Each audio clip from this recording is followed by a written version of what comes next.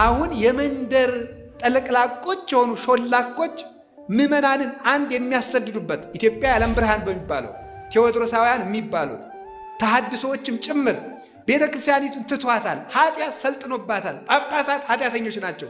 መነኮሳት ኃጢአተኞች ናቸው። ገዳሙም ረክሷል። ዲያቆናቱም ረክሰዋል። ቄሶቹም ረክሰዋል። ስለዚህ የክርስቶስ ቤተ ክርስቲያን አይደለችም ብለው ስለሚሉን ቸኩለን መቅሰፍት ባለማየታችን ከቤተ ክርስቲያን እንደ ኤሳው ቸኩለን እንዳንወጣ እግዚአብሔር ይጠብቀን። መሰላሊቱን ሳታይ አጉድጓዱ እንደብለ ትደርሳለህ። ድንግል ማርያምን ትተህ ያዕቆብ ከከፈተው ጉድጓድ መጠጣት አትችልም። መሰላሏን ሳታይ አይቻልም። ይሄ ቅደም ተከተል የክርስቶስ የሥጋው የጎዳና ነው። አሁን ባለፈው አንድ ሰው ሲነግረኝ ነበር። አንድ ፓስተር ያደረገው ቡኩን እዚህ ያስቀምጡትና ኢየሱስ 100 ሺህ ብር ያስገባላችኋል። ኧረ ያስገባም። ይሄ ነውር እኮ ነው። በእውነቱ የማይጨበጥ ተስፋ መስጠት ነውር እኮ ነው። ያጋንንት ጠባያቸው ነው። የመናፍቃን ጠባያቸው ነው። ጌታ ኢየሱስ ይላል በቅርብ ቀን መኪና ይኖርሃል። ላይኖርም ይችላል። ነውር አይደለም ይሄ። መኪና ይኖርሃል ይለኛል ይላል። ባይኖረው አይጠየቅም። ዘዋለ በቅርብ ቀን ባንኩ ይሞላል። ከየት መጥቶ ተጎልታል ያልሰራው? ነውር እኮ ነው። ያልዘሩትን ማጭድ ይቻላል? እንደው የነሱ ጅልነት እኮ አይገንደንቀኝም። የእናንተ እብደት ነው እኮ። እናንተ እብድ አይደላችሁም። እዚያ የሚያብዱትን ነው።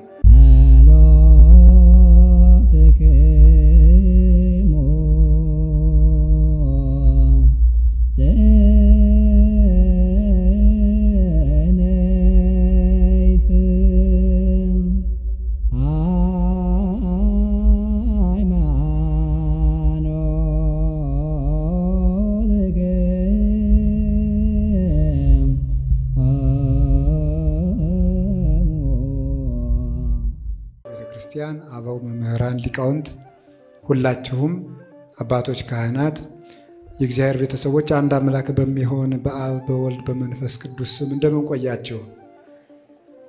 ቆያችሁ? እንደምን አመሻችሁ? እግዚአብሔር አምላካችን በሀብት ስቦ በረድኤት አቅርቦ እንድንሰባሰብ በስሙ እንድንሰበሰብ ስለፈቀደልን ስሙ የተመሰገነ ይሁን። በመካከላችን ተገኝቶ እንዲያስተምረን ቅዱስ ፈቃዱ ይሁንልን። ወደ የቤታችን ለመመለስ ጊዜው አጭር በመሆኑ አጠር ያለ መልእክት እንማማራለን ማለት ነውና እሷን ይዘን እንጨርሳለን። ወኩሉ ዘቦቱ ትምህርት ለያዕቆብ ውእቱ ወዘአልቦ ትምህርት ለላባ ውእቱ በሚደርስ እንማማራለን። ምልክት ያላቸው በጎች ለያዕቆብ፣ ምልክት የሌላቸው በጎች ለላባ በሉ። አንድ ጊዜ ምልክት ያላቸው በጎች በሉ። ለያዕቆብ፣ ምልክት የሌላቸው በጎች ለማን? እስኪ አንድ ጊዜ በሉ እንደገና። ምልክት ያላቸው በጎች ለያዕቆብ፣ ምልክት የሌላቸው በጎች ለማን? ሶስት እናድርገው። ምልክት ያላቸው በጎች ለያዕቆብ፣ ምልክት የሌላቸው በጎች የማን ናቸው? እሺ፣ ኦሪት ዘፍጥረት ምዕራፍ 30 ቁጥር 41 ላይ የምናገኘው ኃይለ ቃል ነው።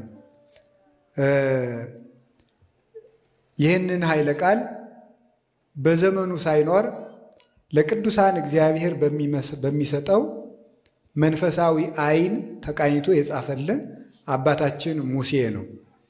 በዚህ አጭር የትምህርት ጊዜ የምናየው አባታችን ያዕቆብ ካደረገው ወይም ከገጠመው አንድ መንፈሳዊ ታሪክ የሚሆነንን መንፈሳዊ መልእክት ነው የምናየው። ያዕቆብን ሁላችሁ ታውቁታላችሁ። የይስሐቅ ታናሹ ልጅ ነው። ያዕቆብና ኤሳው ይዋደዳሉ። ኤሳውን ይስሐቅ ይወዳል። ርብቃ ያዕቆብን ትወዳለች። ኤሳው አደን ያድን ነበረ። እያደነ አባቱ ይስሐቅን ይመግብ ነበረ። ያዕቆብ ደግሞ በቤት ውስጥ ለእናቱ ውሃ እየቀዳ እሳት እያነደደ ይውል ስለነበረ እናቱ ርብቃ የምትወደው ያዕቆብን ነው። እናቶቻችን በቤት የሚረዳቸውን ይወዳሉ፣ አባቶቻችን በውጭ የሚረዳቸውን ይወዳሉ። ከዚህ የተነሳ ሲሆን ለያዕቆብ ብኩርና አልነበረውም፣ ታናሽ ነው። ለኤሳው ብኩርና አለው። ብኩርና የታላቅ ልጅ ወይም የመጀመሪያው የእናቱን ማህፀን የሚከፍት በኩር ይባላል። አለቃ ማለት ነው። አለቃ የበላይ ራስ አዛዥ ማለት ነው። በኩር ማለት ነው። መጀመሪያ ለተወለዱ ልጆች እግዚአብሔር የሰጠው ስልጣን ነው። ይሄ የሃይማኖትና የበረከትም ምልክት ነው። ይህንን ሲሆን እንግዲህ ከዕለታት አንድ ቀን ኤሳው አደን ውሎ ሲመጣ ያዕቆብ ምስር ንፍሮ ዳቦ በሽሮ እየበላ አገኘው። ስጠኝ ምበላው አለው። ብኩርናህን ስጠኝ አለው። ታላቅነት ማለት ነው። ታላቅነት፣ በረከት፣ የበላይነት ማለት ነው። የእግዚአብሔር ሰው የመሆን ምስጢር ማለት ነው። አይ ምን ብኩርና ትለኛለህ? በዚህ ብኩርናዬ ምን ተጠቅሜበታለሁ መሰለ? ውሰደው አለው። የእግዚአብሔርን ስም ጥራና በመሐላ ስጠኝ አለው። ምሎ አስረከበው። ትዕግስት አጥቶ ነው። ትንሽ ቢቆይ ኑሮ እናቱ መታ ትሰጠው ነበረ። በመቸኮሉ ግን ክብሩን ለምስር አጥተዋል ማለት ነው። በመቸኮላችን ምክንያት የምናጣው በጣም ብዙ ነገር አለ። በጣም ዓለምን የሚያውካት አሁን ችኮላ ነው። ቸኩሎ ማግባት፣ ቸኩሎ መመንኮስ፣ ቸኩሎ መብቃት፣ ቸኩሎ ቅዱስ መሆን ያምራችኋል አይደል? እናንተ ራሳችሁ ሱባኤ በሄዳችሁ በሶስተኛው ቀን ክንፍ አውጥቼ እንደሆነ ብላችሁ ጉያችሁ መዳሰስ ነው የምትጀምሩት ማለት ነው። በቃ ቸኩሎ መምህር መሆን ይሄ ሁሉ ማለት ነው። እንደዚህ ያለው ቸኩሎ መናገር፣ መረጋጋትን ማጣት የእግዚአብሔር ሰዎችና የሰይጣን ሰዎች ምልክት አንደዋችሁ ችኮላና መረጋጋት ነው። ህዱእነት፣ ህዳአት፣ መረጋጋት፣ ጸጥታ። ሊቃውንቱ ምን ይላሉ? ለመናፍቃን ህዳአት የላቸውም። እርጋታ የሚባል ነገር የለም። ሁሉንም ቶሎ ሞክረን እንጠፋለን።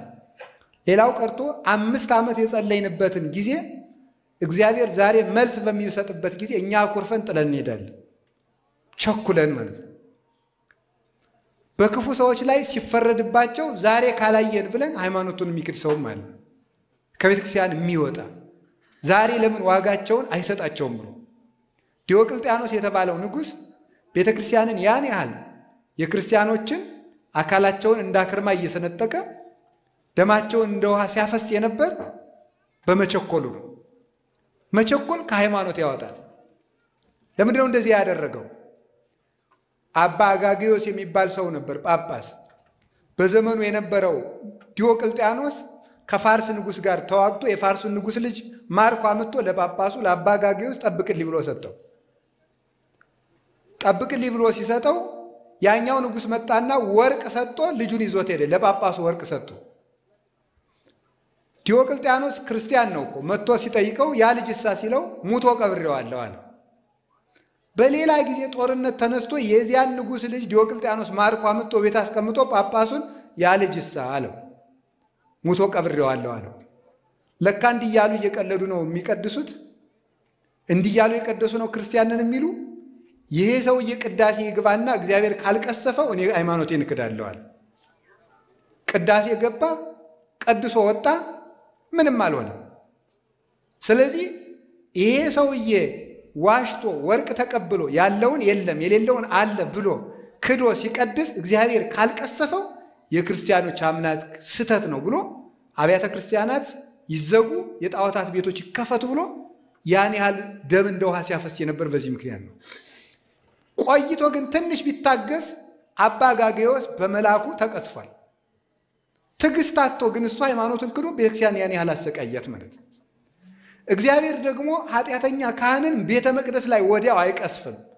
ለምን? ምዕመናን እንዳይሰናከሉ፣ ቤተ ክርስቲያን የአሕዛብ መሳቂያ እንዳትሆን፣ አየው ዋጋውን ሲሰጠው እየተባለ ክህነት መሳለቂያ እንዳይሆን ሳቅ ወስላቅ ላጓሪን እንዳለ ያንድ ካህን መዋረድ ለቤተክርስቲያን ውርደት ነው። ያንድ አባት መሰደብ የቤተክርስቲያን ስድብ ነው። ለዚያ ብሎ እግዚአብሔር ካህኑን ከነ ኃጢአቱ ይጠብቀዋል።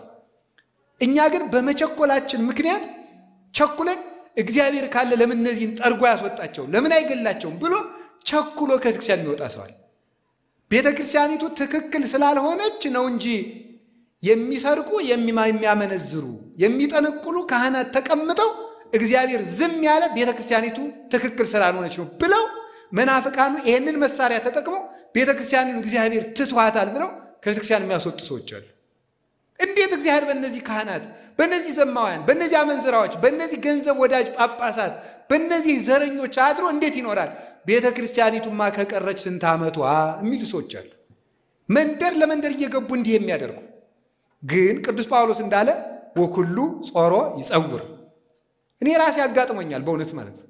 ስጋው ደግሞ አልቀበልም በቃ በካህናት ላይ በማየው ችግር ምክንያት እኔ አልቆርብም ያሉ ምዕመናን አጋጥሞኝ ያውቃሉ። ግን ወኩሉ ጾሮ ይጸውር ገላትያ 6 ላይ ሰው ሁሉ የየራሱን ሸክም ይሸከማል። አንድ ንስሐ ልጅ የንስሐ አባቱን መሬት የኩል ይዞ ሲያርስ የኩል ይዞ ያርሳል። አንድ ቀን ሲያርስ ወርቅ በድስት ተቀብሮ አገኘ። ለሎሌው ይህ ወርቅ የንስሐ አባታችን ስለሆነ እንካ ወስደህ ስጣቸው ብሎ ሰጡ። እሳቸው ወርቁን ተቀበሉና አይ ይገለኛል ማን ነው ይካፈለኛል ሲሉ ያን ሎሌውን ገደሉት። ወርቁን መብላት ሌላ ወንጀል ሳያካፍሉ እደግልኝ ብሎ ማካፈል ሲገባ ልጁን መግደል ሌላ ኃጢአት። ይሄንን ሲያደርጉ እንግዲህ ይሄንን ይዘው ሲቀድሱ እግዚአብሔር ዝም የሚላቸው ከሆነ እኔ አልቆርብም ቁርባኑ የሚቅር ቅዳሴው የሚቅር ሁሉም የይስሙላ ነው አለ ሰውዬ። በጣም ንጹህ ምዕመን ስለሆነ እግዚአብሔር በዚህ ምክንያት ከቤተክርስቲያን ወጥቶ እንዲቀር ስላልፈለገ አንድ ቀን በራእይ ተገልጦ መልአኩ ምን አለ? ይሄ ምንጩ የወርቅ የሆነ ውሃው ንጹህ የሆነ መቅጃው ደግሞ የወርቅ የሆነ በወርቅ ማንኪያ ውሃ እየቀዳ ሰውነቱ እጁ ቁስል የሆነ ሰውዬ እንካጠጣ ሲለው ያለ እረኔ ያልጠጣም እጸይፈዋለሁ አለ። እንዴ ገንዳው ንጹህ ምንጩ ንጹህ ውሃው ንጹህ ማንኪያው ንጹህ ከቁስሉ ምን አለ ዝም ብለህ ጠጣ አለ። ከዚያ በኋላ ነቅቶ ምን እንዳለ ታውቃላችሁ? አሃ ምንጩ ንጹህ ቤተክርስቲያን ናት። ውሃው ንጹህ ኢየሱስ ክርስቶስ ነው። ማንኪያው ንጹህ የተባለ የሐዋርያት ክህነት ቄስ ቢረክስ ክህነት አይረክስም። ቁስል የተባለ የካህኑ ኃጢአት ነው። እኔ ምን አገባኝ ብሎ ስጋው ደግሞ ተቀብሏል። ለካ ቅዱስ ጳውሎስ ሰው የየራሱን ሸክም ይሸከማል ያለው ይህን ነው አለ። ሰው የየራሱን ሸክም ይሸከማልና ቄሱ የራሱን ይሸከማል ብሎ ከቤተ ክርስቲያኑ ጸንቶ ኖረ።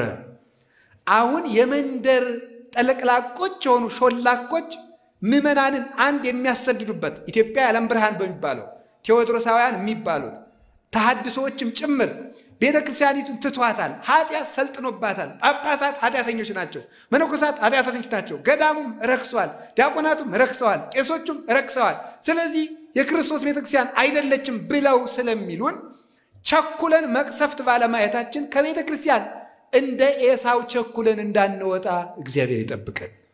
አንዳንዱ ምስር ብሎ ማለት አንዳንዱ ምስር ብሎ ለስሜቱ ለስግብግብነቱ ወጣ።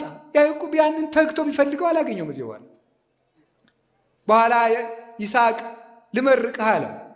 ና ልመርቅህ አለው። እየሮጠ ሄደ።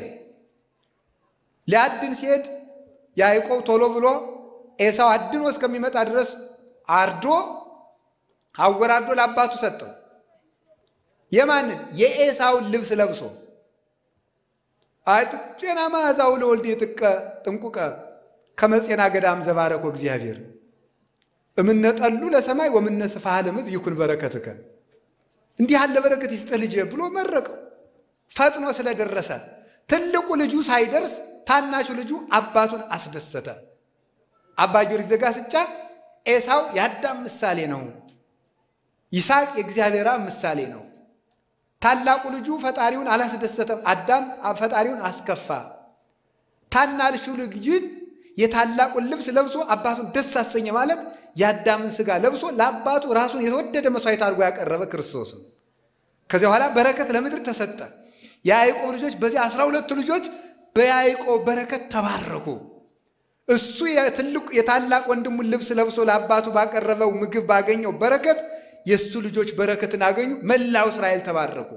ክርስቶስ ለአባቱ ባቀረበው የኛን ሥጋ ለብሶ ባቀረበው መስዋዕት 12ቱ ሐዋርያት ተባረኩ። በእነሱ በረከት ቤተክርስቲያን ጸንታ ትኖራለች። እግዚአብሔር ለያዕቆብ የሰጠው የበረከት ቀጠሮ በቤተክርስቲያን ጸንቶ ይገኛል ይላል ቅዱስ ዮሐንስ አፈወርቅ። በቤተክርስቲያን ጸንቶ ይገኛል።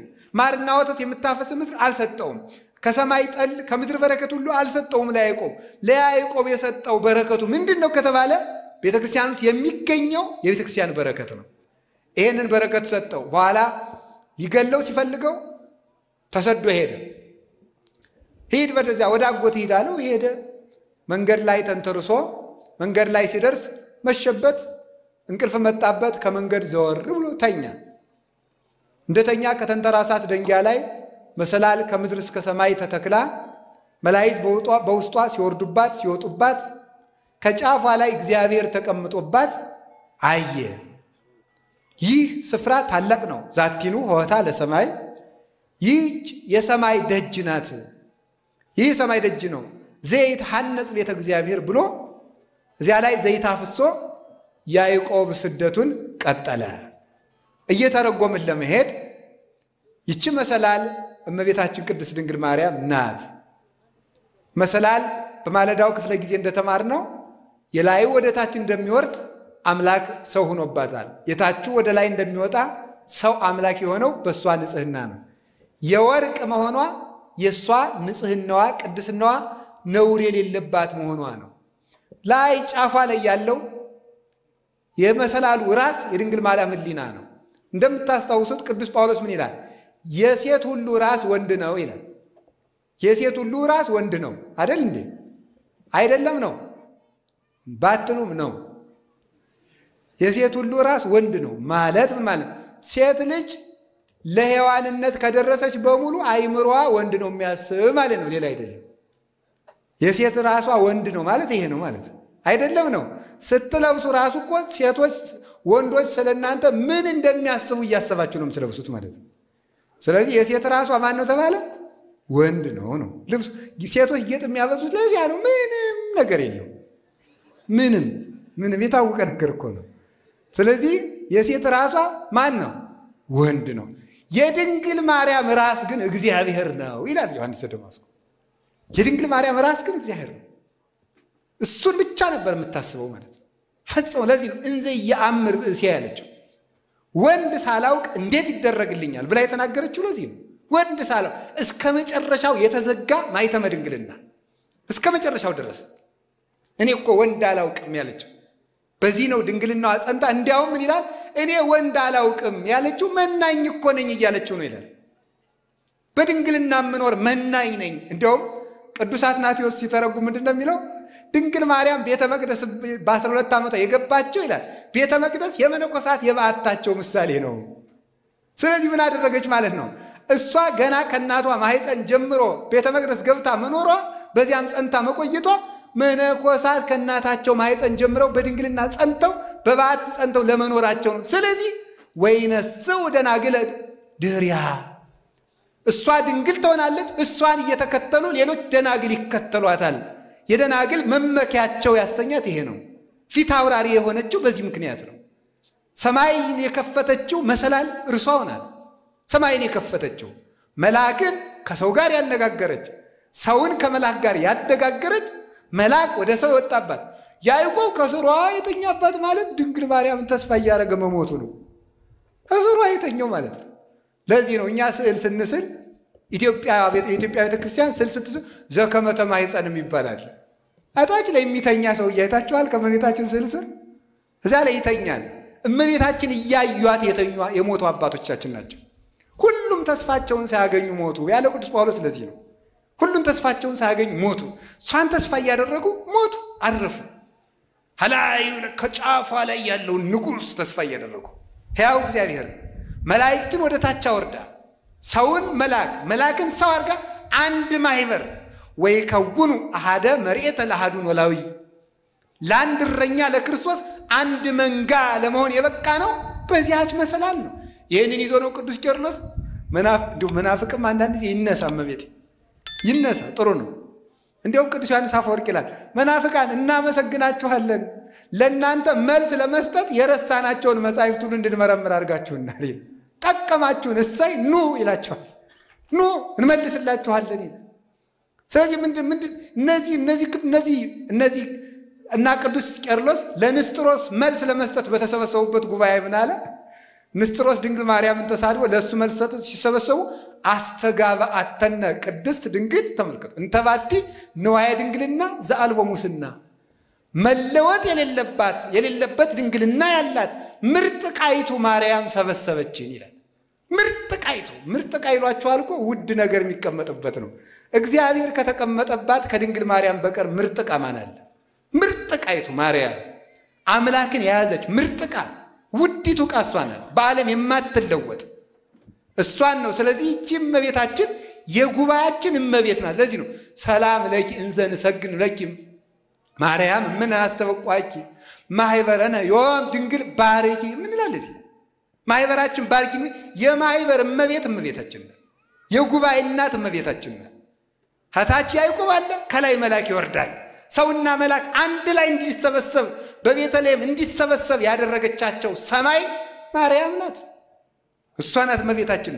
የያዕቆብን ውበት የወደደ ለርስቱ መረጥን ወሐረየነ ሎቱ ለርስቱ ስንወልድ ያዕቆብ ዘአፍቀረ የያዕቆብን ርስት የወደደ ለርስቱ መረጠን አለ። ወስኑስ ለያዕቆብ ይእቲ ሥጋ ለቅዱስ ያሬድ የያዕቆብን ርስት የወደደ ለርስቱ መረጠን ሲል ቅዱስ ዳዊት ያቺ ያዕቆብ ውበት እኮ ክርስቶስ ከድንግል ማርያም የነሳት ሥጋ ናት አለ። እንዲህ አድርጎ እግዚአብሔር የመረጠን ለርስት የተመረጥንባት አበው ደግሞ ስለዚህ ምን አሉ አባቶቻችን ደግሞ ሌላ ይተረጉሙታል። አይ መሰላል ሁለት ነው ያለው እንደዚህና እንደዚህ ያለ ሁለት የቆመ ነገር አለው። እነዚህ ሃይማኖትና ምግባር ናቸው። አማን ላይ ያሉት እርከኖቹ እነ ትሕትና እነ ንጽህና እነ ቅድስና እነ የዋሃት ናቸው። በዚያ የሚወጡት መላእክት ደግሞ መምህራን ናቸው። ብሉይና ሐዲስ ናቸው ይላሉ። ሁለቱ እነዚህ ብሉይና ሐዲስን ቋሚ እንጨት ያረጉና እነ ትሕትናን እርከን ያረጉና እነ ፍቅርን እርከን ያረጉና እነ ንጽህናን እርከን ያረጉና በእመቤታችን ምስጢር ከእግዚአብሔር የምስጢር ባይ ይቀዱና እንደገና በእሷ መሰላልነት አውርደው ምስጢር የሚቀዱ ሊቃውንት እነዚህ ምን ይባላሉ? የሚወጡ የሚወርዱ መላእክት ይባላሉ። እንድንወጣና እንድንወርድ ያበቃችን ማናት? እመቤታችን። ተመልከቱ ምቅዳ ዘምስጢር ያላት ቅዱስ ያሬድ ለዚህ ነው የምስጢር መቅጃ አላት። ተመልከቱ ውሃን በምን ይጠጡታል? በመቅጃ። ውሻ ከሆንክ ደግሞ ተጎንብሰህ ትጠጣለህ። ሰው ከሆንክ ግን በመቅጃ ትጠጣለህ። ድንግል ተጎንብሰው የሚጠጡትን ለጦርነት እንዳትወስዳቸው እኮ ነው ያለው። ራስ የጠጣለው የሚለው ነው በእጁ ሳይሆን ተጎንብሶ የሚጠጣውን እንዳትወስደው ብሎታል ጌዲዮንን። የምስጢር መቅጃዋ እመቤታችን ናት። ቀርተን የጠጣንባት እግዚአብሔር በእኛ መጠን እንዲገለጥ ያደረገችው እርሷ ናት። ያዕቆብ እንደዚያ ተሰዶ ሄደ። ከሄደበት ሀገር ከጉድጓዱ ደረሰ። ጉድጓዱ ሲደርስ እረኞች ተሰብስበው ለትልቅ 60 ሰዎች 50 ሰዎች የሚያነሱት ድንጋይ የተገጠመ የውሃ ጉድጓድ አገኙ። እረኞች ከፍተው እንዳያጠጡ ጨነቃቸው። ምን ይደረግ? በጎቹ ቁለጨለጫሉ። ከዛ በኋላ ምን አደረገ? ያዕቆብ ለምን አታጠጡም አላቸው። አይ ብቻችን አንችልም አለ። ኃያል ነው ያዕቆብ። ብቻውን ያን ድንጋይ ያነሳና አጠጣላቸው። ይህ ያዕቆብ ኢየሱስ ክርስቶስ ነው። የውሃ ጉድጓድ ቤተ ክርስቲያን ናት። በጎቹ ክርስቶስ እየጠማቸው 5000 ዘመን የተራቡ የአባቶቻችን ነፍሳት ናቸው። ከፍተው ላይ የተገጠመው ትልቅ ድንጋይ መርገም ነው። አበውን ተጭኖ የነበረው ከፍተው ማጠጣት አቅቷቸው የሚቁለጨለጩት እረኞች ነቢያት ናቸው። ዓለምን ማዳን ያቃታቸው ተመልከቱ። እስካመ ይመጽእ ዐቢይ ኖላዊ ያለ ቅዱስ ያሬድ ታላቁ እረኛ ክርስቶስ እስከሚመጣ ድረስ እሱ ሲመጣ ከሰተው አስተየ መሬቶ እሱ መርገሙን አነሳና አጠጣቸው።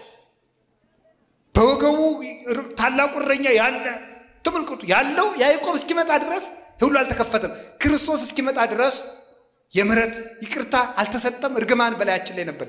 እርግማናችንን አንከባሎ አያችሁ። ልብ በል ጎበዝ፣ እያስተዋላችሁ ነው መቤቴ።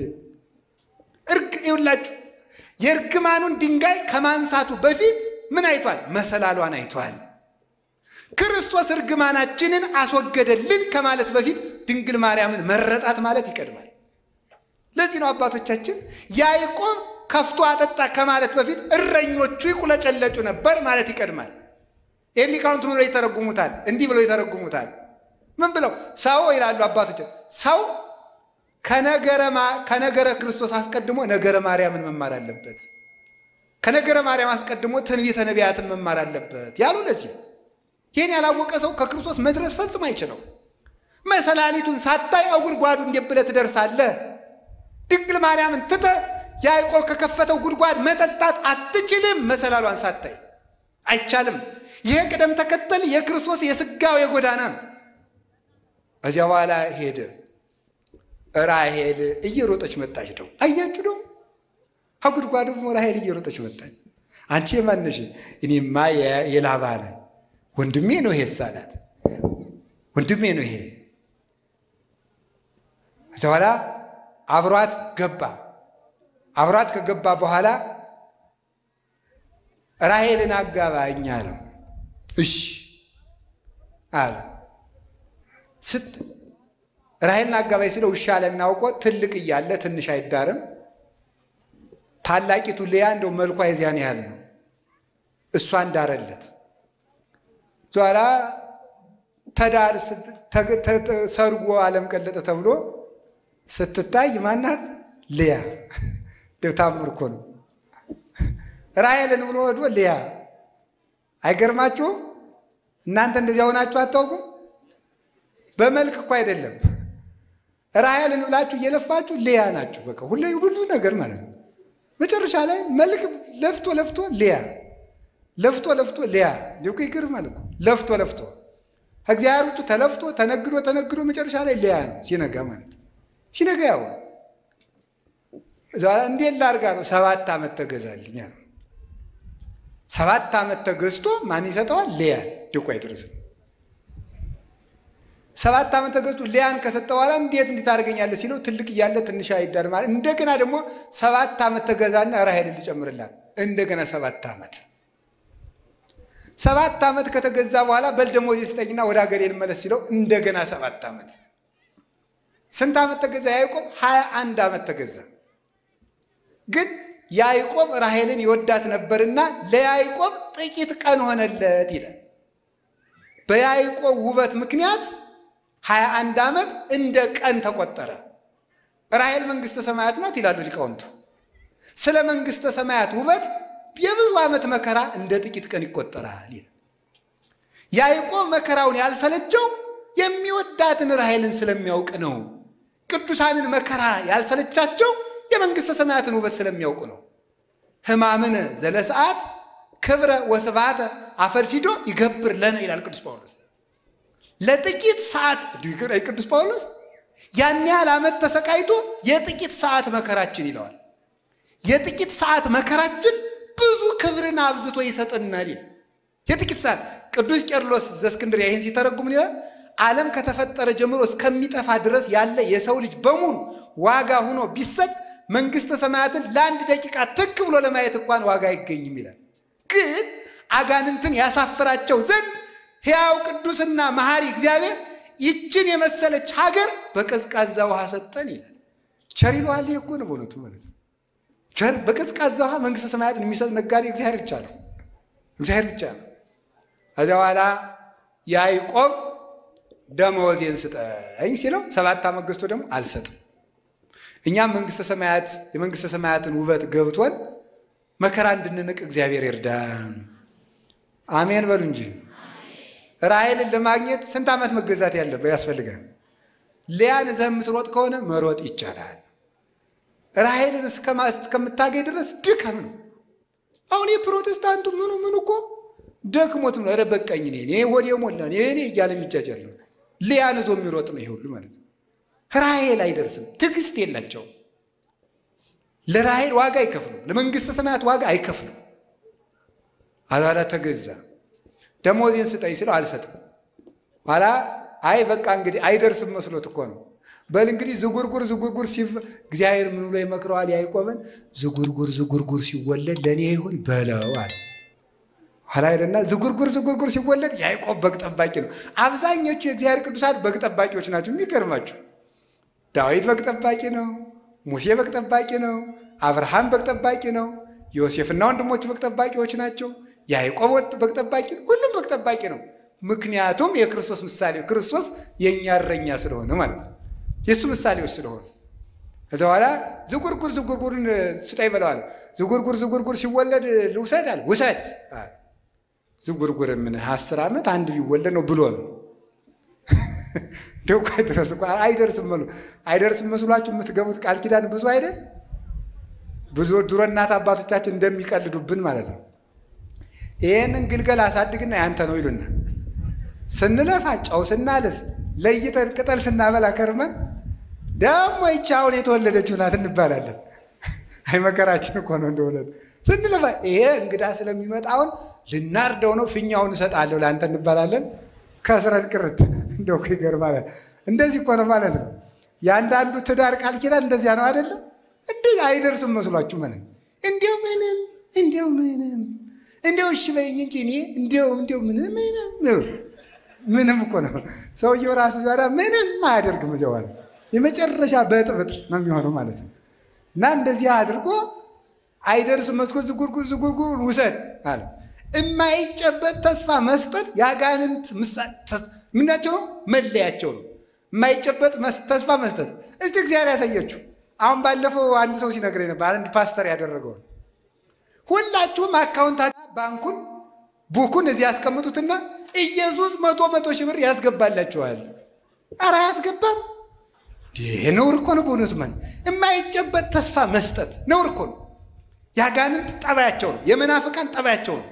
ጌታ ኢየሱስ ይላል በቅርብ ቀን መኪና ይኖርሃል። ላይኖርም ይችላል። ነውር አይደለም ይሄ። መኪና ይኖርሃል ይለኛል ይላል። ባይኖረው አይጠየቅም። ዘዋለ በቅርብ ቀን ባንኩ ይሞላል። ከየት መጥቶ ተጎልተህ ያልሰራው ነውር እኮ ነው። ያልዘሩትን ማጨድ ይቻላል። እንደው የነሱ ጅልነት እኮ አይገንደንቀኝም። የእናንተ ብደት ነው እኮ። እናንተ ብድ አይደላችሁም። እዚያ የሚያብዱትን ነው። እንደው በጣም ነው እኮ የሚያስደንቀው በእውነት ማለት ነው። እንደዚህ አድርጎ እና እንደ ላባ አይደርስም እየመሰላቸው ሲደርስ እንጨናንቅበታለን ብለው የሚያደርጉ ሰዎች አሉ። እግዚአብሔር አሁን እንዲሁ እያለ የሚስቅ እግዚአብሔር አንዱ ያደረገውን ሰምታችኋል።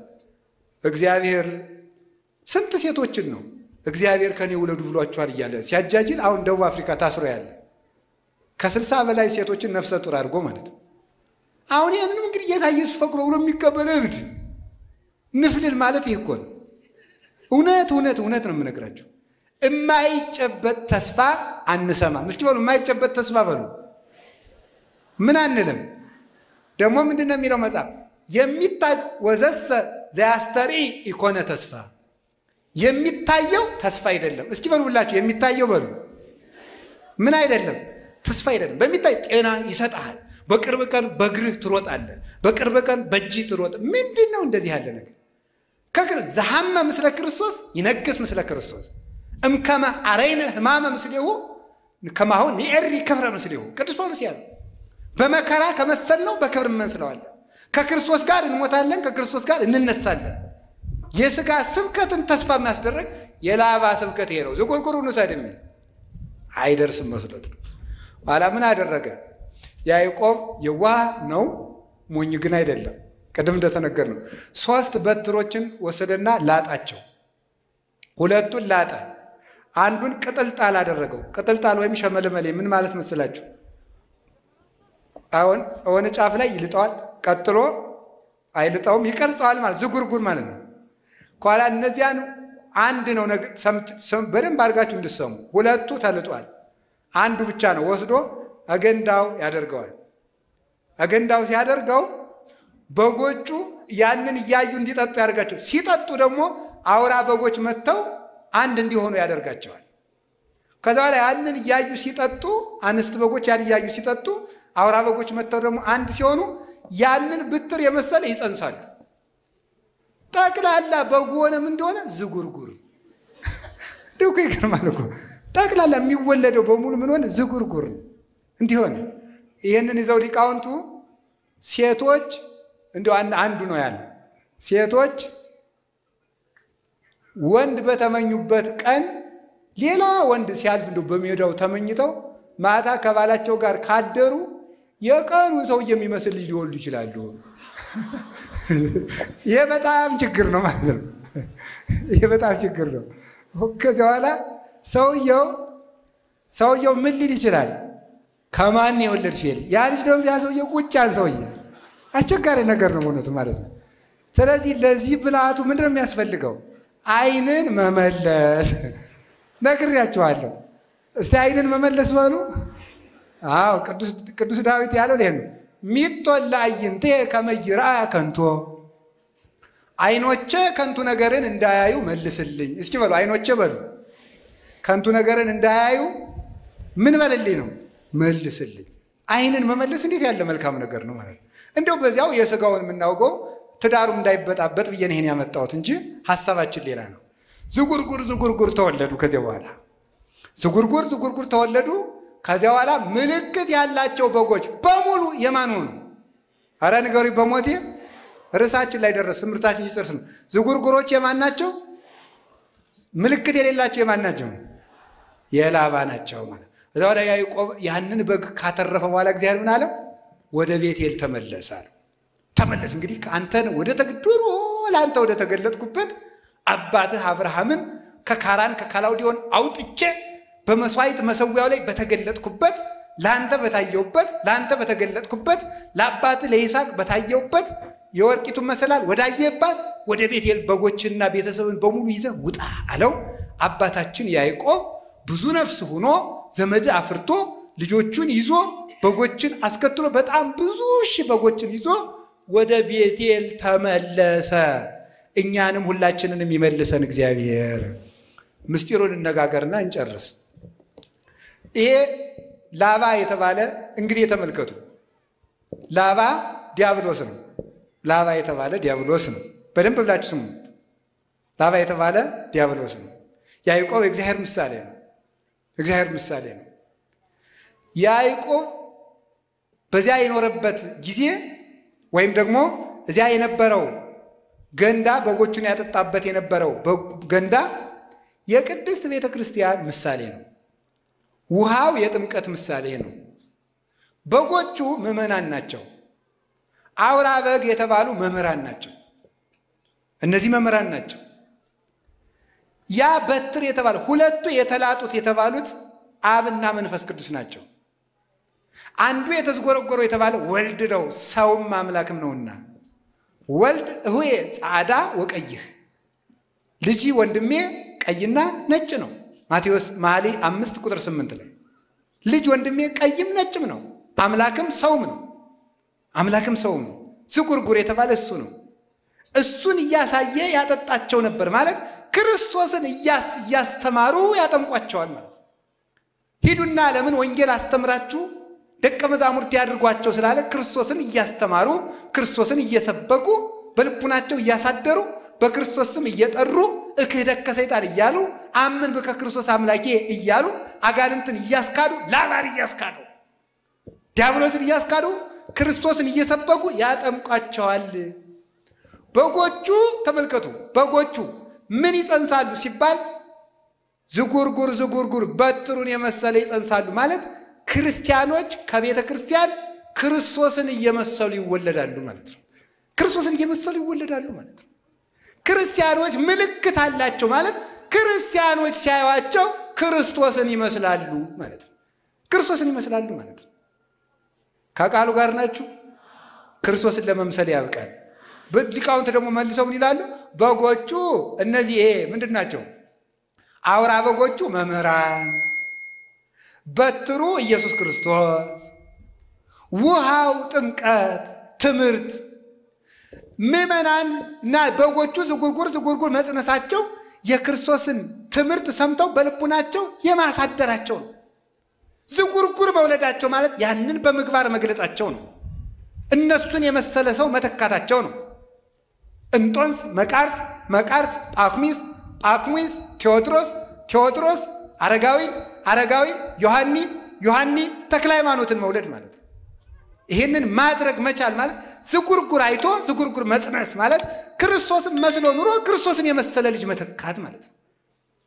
ሌሎች መምህራንን መተካት ሐዋርያትም ጴጥሮስ ቀሌምንጦስን፣ ጳውሎስ ጢሞቴዎስን፣ ዮሐንስ አግናጤዎስ ፖሊካርፐስን መተካት ማለት ነው። ማስመሰል ማለት ይሄ ነው። በትዳር አስመስሎ መተካት፣ በወንጌል አስመስሎ መተካት፣ በመነኮሳት አስመስሎ መተካት፣ በቤቱና አስመስሎ መተካት ጳውሊ እና አርሳኔዎስን እንደተካው ማለት ነው። እንዲያር የሚያደርጉ ምን ይባላሉ?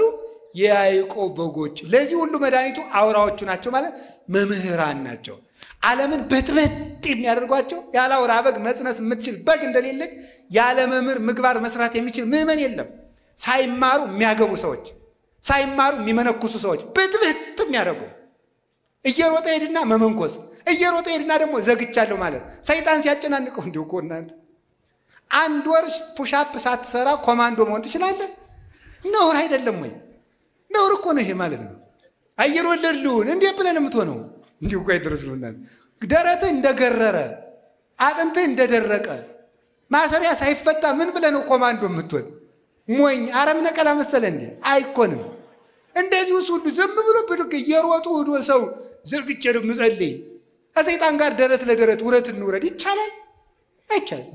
ደርሶ እየሮጡ ወዶ መዝጋት ደግሞ ደርሶ ከፍቶ መሮጥ በቅቻለሁ ማለት ነው። ይሄ ነው ደርሶ መዝጋት፣ ደርሶ መክፈት ማለት ነው። ደርሶ ማግባት፣ ደርሶ መፋታት። ይሄ ነው ችግሩ። ተምሮ መግባት። አሁን እንደው ስታገው ምን እያረጋችሁ እንደሆነ ይገባችሁ? ምን እያረጋችሁ እንደሆነ እኮ አይገባችሁ። አሁን ሚስት ቤተክርስቲያን እንደሆነች የሚያውቃለ? ባል ክርስቶስ እንደሆነ የሚገባው አለ? ለባሏ ስትታዘዝ ለክርስቶስ እንደምትታዘዝ የምትቆጥር ሴት አለች? ባሏን ስትንቅ ክርስቶስ እንደምትንቅ የሚገባት ሴት አለች? ሚስቱን ሲያቃልል ቤተክርስቲያንን እንደሚንቅ የሚገባው ሰው አለ? የለም። ባልና ሚስት ሲፋቱ ክርስቶስና ቤተክርስቲያን ተለያዩ ብሎ እንደ ካደ እንደሚቆጠርበት የሚረዳ ሰው አለ? የለም። የማያውቁት ያለ አውራ በጎች የጸነሱ ዝጉርጉር የሌላቸው ክርስቶስን የማይመስሉ ምዕመናን፣ ክርስቶስን የማይመስል ትዳር፣ ክርስቶስን የማይመስል ገዳም፣ ክርስቶስን የማይመስል ቤተ ክህነት፣ ክርስቶስን የማይመስል ንግድ፣ ክርስቶስን የማይመስል ንግግር፣ ክርስቶስን የማይመስል ስልጣን፣ ክርስቶስን የማይመስል አለባበስ፣ ሁለንተናችን ክርስቶስን የሚመስል ምልክት የለንም። መድኃኔዓለም ምልክት እንዲኖረን ያደርገን። ምልክት ይውላችሁ የክርስቶስ መሆናችን የሚታወቀው በትሩን መስለን በመጸነሳችን ነው። የክርስቶስ መሆናችን የሚታወቀው እሱን የምንመስልበት አንዳች ነገር። እስቲ እንደው እግዚአብሔር ያሳያችሁ፣ ክርስቶስ ያመልክታችሁ። አሜን በሉ። እንዲሁ አሁን እኔን ተውኝ መቼም ግድ የለም ደግሞ እኔን ሌላ ሰው ይምከረኝ አይሻልም? እንዲሁ አሁን እናንተ እስቲ አሁን ምናችሁ ክርስቶስን ይመስላል? እስቲ ንገሩኝ። ስናገር በሉ እሺ ትመስላላችሁ? እንዴት ነው የምትሉ? ውጣ ግባ ትመስላላችሁ? ለስበላ እስኪ ስበላ በሉ ደግሞ አገሩ እንጂ ትመስላላችሁ ወይ? ሐመሯ ስለብስ እስኪ ስለብስ በሉ ትመስላላችሁ? እሺ ስትነግዱ ምን ስትሾሙ ስትጋቡ አዎ ክርስቶስ ለቤተ ክርስቲያን ሞተላት። ለሚስቱ የሚሞት ባል የለም። ቤተ ክርስቲያን ለክርስቶስ መስዋዕት ትሆናለች፣ ለባሏ መስዋዕት የምትሆን የለችም። ምናችን ነው ክርስቶስን የሚመስለው ብለን መጠየቅ አለብን። ክርስቲያን ተብያ እንደው ክርስቶስን የሚመስል እናንተ በግ እኮ ጥጃ አይወልድም፣ በግ ውሻ አይወልድም። የክርስቶስ ልጆች ሆነን እንዴት የዲያብሎስ መልክ ይኖረናል? ይሄንን ነው በእውነቱ ማለት ነው ጌታ ያስተማረን። ምልክት የሌላቸው በጎች ማለት ክርስቶስን የማይመስሉ ክርስቲያኖች ማለት ናቸው። አሁን ነገ ሁለት ነገር ነው ማስተላለፍ የፈለኩት፣ ጨርሻለሁ ትምህርቴን። አንደኛው የክርስቶስን ስም ይዘው ክርስቶሳውያን ያልሆኑ መናፍቃን ሲመጡ ምልክታቸውን እንድታውቁት ነው። የክርስቶስ ሰው ከሆንክ ምልክት ምንድን ነው? እስቲ ይሁት ፓስተሩን ይሄ መቤታችን የሚሰድበው ምን የሚለውን ምልክቱ ምንድን ነው? ከራባት ነው? የክርስቶስ የመሆኑ ዝላይ ነው? 24 ሰዓት መብላት ነው? እርግጫ ነው እያለ ነበር ልጅ እዚህ የሚቀርጸው ልጅ ማለት ነው። እርግጫ ነው? ቦክስ ነው? የክርስቶስ መሆን ውሸት ነው? ገንዘብ ማካበት ነው? ለቆናጽል ግበው ቦሙ ወላይዋ ፈሰማይኒ ምጽላል ቦሙ ለወልደ ጓለመ ያውስ አልወጡ ሀበያ ሰምክርሶ እስቲ በምናቸው ነው ክርስቶስ የሚመስሉት? ክርስቶስ እኮ ማንንም የማይነቅፍ ጭምት ነው። ማንንም የማይነቅፍ ፈሪሳውያንን እንኳን የማይሳደብ የጧፍ ኩስታሪ የማያጠፋ የተቀጠቀጠ ሸምበቆ የማይሰብር ፍጹም ህዱ ነበር። ዝም የሚል እያወቀ ያላወቀም ይመስል መኑ ጸፋከ እየተባለ የሚሰለቁበት ወታገሰ ምራቅ ርኩሰ ተብሎ የተነገረልን ወይ ጭምትነቱ የለ ወይ ትትናው የለ። ክርስቶስ ከአብ ጋር አንድ አምላክ ሲሆን አብ ይበልጠኛል ይላል። አባቶቼ ይበልጡኛል በሉ ለማለት ነው። ያውኖቹ መጣው ማርያምን እንበልጣታለሁ ማለት ነው የቀራቸው። እኩል ነኝ እስቲ በሞት ያፈርሰው ነው ይውልኝ።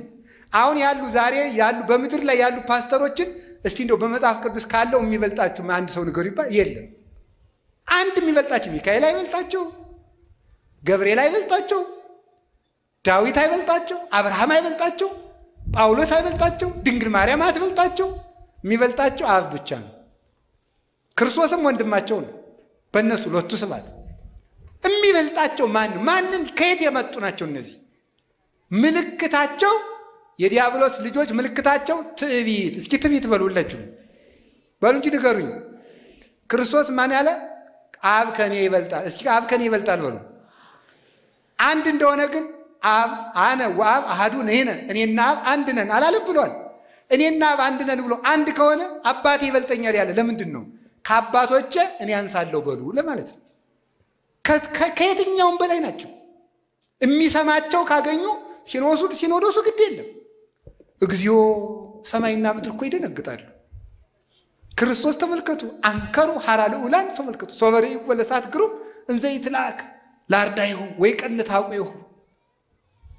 አስደናቂው ግሩም እሳት እሱ ድሪቶ ታጥቆ የደቀ መዛሙርቱን እግር ሊያጠብ በተጎነበሰ ጊዜ መላእክት ደነገጡ ነው፣ አደነቁ ነው። አምላክ የፍጡርን እግር ሲያጥብ እነሱ የድንግል ማርያምን ጫማ ለመሳም አንሰግድም ይላሉ። ይሄ ነው ምልክታቸው። የላባ በጎች ምልክታቸው ይሄ ነው። የክርስቶስ መልክ የላቸውም። ትዕቢት ነው መልካቸው፣ ስድብ ነው መልካቸው፣ ነቀፋ ነው መልካቸው፣ አጉራ ዘላይነት ነው መልካቸው፣ ሆዳብነት ነው መልካቸው፣ ምቾት ነው መልካቸው። ክርስቶስ እኮ የመከራ ሰው ነው፣ እነሱ የምቾት ሰዎች ናቸው። ክርስቶስ ግን እኔን ምሰሉ ነው ያለ። ተማሩ ከኔ ተማሩ ነው ያለ። ከሱ መማር ደግሞ ምንድነው? እሱ ራሱን ጥሎ ነው የኖረ። ክብሩን እንደመቀማት እንኳን አልቆጠረው። እሱን እንድንመስል ምን አለ? ወዘሳ ያፈቅራል ነፍሱ ላይ ግድፋ። ሰውነቱን የሚወድ ሰው ካለ ይጣላት። ወዘገደፋ ለነፍሱ በእንቲአይ ይረክባ። ሰውነቱን የሚወድ በግራይተ ጥምቀት በግራይተ መስቀል ይጣላት። ኋላ ብርሃን ለብሳ ብርሃን ተጎናጽፋ ያገኛታል። ስንዴ ከጭቃ ላይ ካልወደቀች አታፈራም። እኔ ካልሞትኩ እናንተም አትነሱም። እንዲሁ ስጋችሁን ካልገሰጻችሁ አትከብሩም ነው ያለው። እሱ መስቀል እነሱ ምቾት፣ እሱ ትትና እነሱ ትዕቢት፣ እሱ ፍጹም ዝም የሚል እነሱ ፍጹም ተሳዳቢ። ይኸውላችሁ የያዕቆብ በጎችና የላባ በጎች ልዩነታችን ይሄ ነው። ምልክት የላቸው። ምልክት ያላቸው በጎች የያዕቆብ ናቸው። በሞት ያን ጊዜ በሉ ምልክት ያላቸው በጎች የማን ናቸው? የያዕቆብ በጎች ናቸው። ምን ምልክት አለን እኛ? አንዷ ምልክታችን ድንግል ማርያም ናት። እግዚአብሔር ምልክት ይሰጣችኋል፣ ድንግል በድንግልና ትጸንሳለች። ኢሳይያስ ምዕራፍ 7 ቁጥር 14 ላይ እግዚአብሔር ምልክት ይሰጣችኋል፣ ያቺ ምልክትም ድንግል በድንግልና መጽነሷ ነው። ኢሳይያስ ቀጠረ፣ ባለቤቱ ዮሐንስ 19:26 ላይ ነያምክም ብሎ ያችን ምልክት ሰጠን። ይችን ምልክት የያዘ ሰው የክርስቶስ በግ ነው። ድንግል ማርያምን የያዘ ሰው የክርስቶስ በግ ነው። ምልክት የሌለው የላባ ነው ማለት ምልክቲቱ ድንግል ማርያም ናትና ድንግል ማርያም የሌላቸው ሰዎች የዲያብሎስ በጎች ናቸው፣ የክርስቶስ በጎች አይደሉም። አንዱ ምልክታችን መስቀል ነው። መስቀል የላቸው አያምኑትም፣ ይክዱታል። ቅዱስ ጳውሎስ እንዲና አንሰ ኢይዝያር ዘይንበለ በመስቀሉ ለእግዚእነ ኢየሱስ ክርስቶስ፣ እኔ ከክርስቶስ መስቀል በቀር በምንም ባንዳች ነገር አልመካም፣ ሌላ ትምክት ይራቅልኝ። አልቦ ዘያነጠኒ እንዘ ጸውር ማይተቦ ለክርስቶስ በስጋዬ፣ የክርስቶስን ማይተም በስጋዬ ተሸክም ያለውና ማንም አያድክመኝ።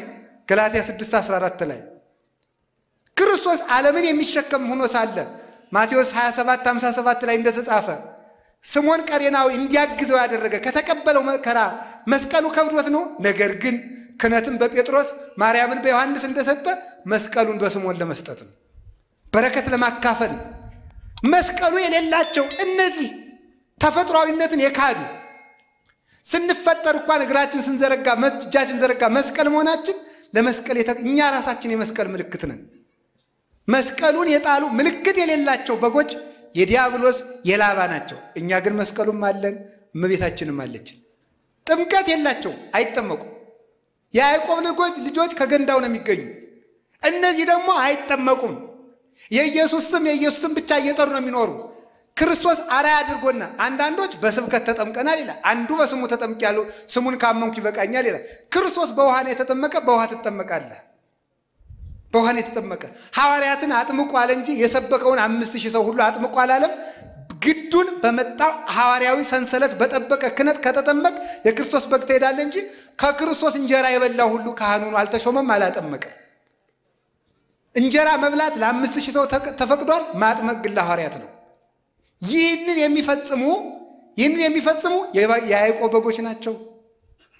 ከገንዳው አይጠጡም ብያችኋለሁ። የያዕቆብ በጎች ከገንዳው ጠጥተው ዝጉርጉር ይወልዳሉ። እነዚህ ደግሞ ከሐዋርያት ጉባኤ ተምረው ቅዱሳን አባቶቻችን ካስተማሩ ጉባኤ ተምረው ክርስቶስን የመሰለ ልጅ ይተካሉ። እነዚህ ግን ተመልከቱ፣ አውራዎችን አይፈልጉም፣ መምህራንን አይፈልጉም።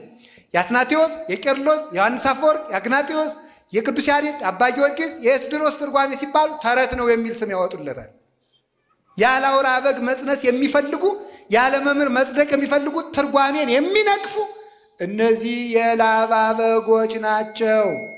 ቅዱስ ሥጋውን ክቡር ደሙን የማይቀበሉ እነዚህ የላባ በጎች ናቸው። እስራኤል ከግብፅ ሲወጡ ከመቃኑ ላይ ምን አድርገው ነው? ደም ቀብተው ምልክት ያለበትን ቤት እያየ ሞተ በኩር አልፏቸው ነው። የቤቱ መቃን የተባለ የምዕመናን ከንፈራቸው ነው። ሥጋው ደሙን አይቀበሉም። የጌታ እራት እያሉ መቀለጃ እያደረጉ እንጀራ ዳቦ ሲቆርሱ ነው የሚውሉት። አይቀበሉም። እሱ ግን በአማን ሥጋዬ ውእቱ ሥጋዬ ነው እንጂ ከመስጋዬ አላለም። ይህ ሥጋዬ ይህ ደሜ ነው ያለ። ሥጋውን አይቀበሉም፣ ደሙን አይቀበሉም። እንዳይቆርቡ ክህነት የላቸውም። ክህነት እንዳይኖር ደግሞ ሁሉም ካህን ነው ይላሉ። ሁሉም ካህን እንዳይሆን ደግሞ ቅዱስ ጳውሎስ ለጢሞቴዎስ በማንም ላይ ፈጥነህ እጅህን አትጫን ብሎታል። ስለዚህ በየትኛው መንገድ መዳኛ የላቸው። ስለዚህ ድንግል ማርያምን በእናትነት ምልክት፣ መስቀሉን በማይተብነት ምልክት፣ ጥምቀቱን ምልክት፣ ቅዱስ ሥጋውን ክቡር ደሙን ምልክት፣ በጎ ጭምትነትንና ትሕትናን ምልክት ያደረጉ ሰዎች እነዚህ የክርስቶስ ገንዘቦች ናቸው። እነዚያ ግን የዲያብሎስ ገንዘቦች ናቸው። በጣም ሰፊ ምልክት ያለው ነበር። ይበቃናል። ምልክታችን ይዘን ተገኝተን የክርስቶስ በጎች ለመሆን ያብቃን። ወስብሐት ለእግዚአብሔር። ይቆየን።